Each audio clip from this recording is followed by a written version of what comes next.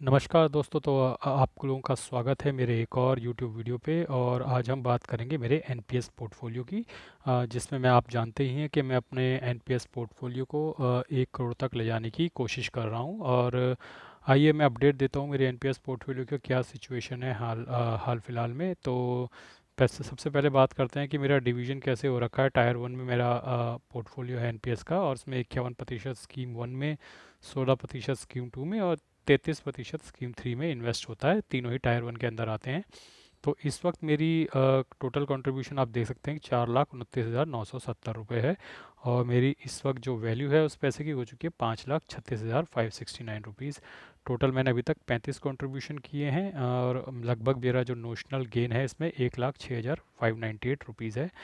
और जो मेरी XIRR है वो 12.04% है। थोड़ी गिरावट इसमें लाजमी है क्योंकि आज भी मार्केट फॉल हुआ है, तो मुझे एक्सपेक्ट है, मुझे उम्मीद है कि कल ये क्या 12 के भी नीचे चला जाएगा XIRR। हालांकि मैं 3-4 साल से NPS में इन्वेस्ट कर रहा हूँ, लेकिन फिर भी क्यों आज का जो फॉल है वो काफ़ी हैवी है। और स्पेशली हैवी फॉल में निफ्टी, जो निफ्टी 50 कंपनियां हैं उनमें अच्छा फॉल आया है, और निफ्टी 50 में ही इन्वेस्ट ज़्यादा करते हैं एनपीएस के funds rather than small cap और मिड कैप में। तो मुझे उम्मीद है कि आज एक अच्छा फॉल आएगा XIRR में, और ये 12% के नीचे चला जाएगा। खैर, ओवरऑल तो दोस्तों देखिए कि मेरे को ठीक ठाक रिटर्न मिल रहा है। और मैंने जैसा कि हमेशा बोला था कि ये फेज़ जो है, ये कंसोलिडेशन फेज़ जो इस वक्त शेयर मार्केट का चल रहा है, इसे इसे धैर्य रख के काटना बहुत ज़रूरी है। एनपीएस तो चलिए, इसमें बहुत ज़्यादा मुझे कोई दिक्कत नहीं है। इसमें तो सिस्टमेटिकली हर महीने पैसा कटता है, और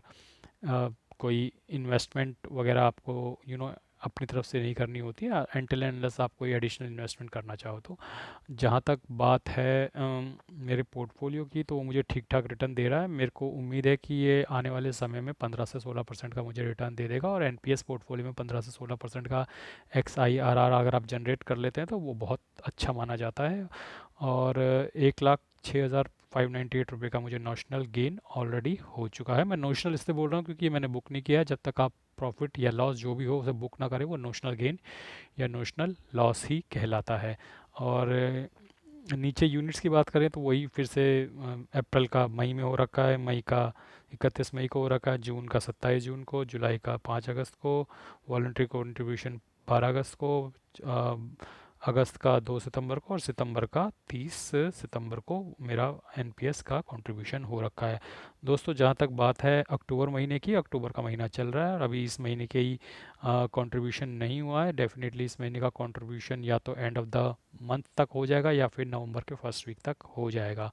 तो ओवरऑल दोस्तों ठीक ठाक रिटर्न मिल रहा है। मार्केट फॉल कर रही है, बट एनपीएस फंड इतना तेज़ी से फॉल नहीं करता है क्योंकि ये थोड़ा सिक्योर्ड फंड होते हैं। इस वक्त अगर आप म्यूचुअल फंड पोर्टफोलियोज देखेंगे, जैसे अभी ये पिछले 8-10 दिन से जब से शेयर मार्केट गिरना शुरू हुआ है, अगर आप लोगों के म्यूचुअल फंड पोर्टफोलियोज देखेंगे तो 10-10 15-15% गिर गए हैं। लेकिन अ, मेरा एनपीएस पोर्टफोलियो 13.5% से 12 पे आया है, 1.5% ही गिरा है। तो इससे ये बात पता चलती है कि स्टेबल स्टेबल फंड होते हैं, बहुत तेज़ी से बढ़ते भी नहीं है, बहुत तेज़ी से गिरते भी नहीं है। तो आई थिंक ये जो एनपीएस फंड है, ये एक तरह की सिक्योरिटी भी प्रोवाइड करते हैं आपके पोर्टफोलियो की। अगर आपने कंबाइन करके देखी म्यूचुअल फंड पोर्टफोलियो और एनपीएस पोर्टफोलियो को, तो ये जो फंड है, ये जो 5.5 लाख रुपया है, ये एक तरीके से सिक्योरिटी प्रोवाइड करता है। क्योंकि म्यूचुअल फंड का मेरा पोर्टफोलियो बहुत तेज़ी से गिरा है, और आज वो गिरेगा भी क्योंकि आज मार्केट फॉल हुई है। तो डेफिनेटली कल सुबह जब मैं म्यूचुअल फंड के पोर्टफोलियो अपडेट करूंगा तो उसमें हैवी क्रैश दिखेगा, कम से कम 35-40 हज़ार का नेगेटिव लगना आज तय है।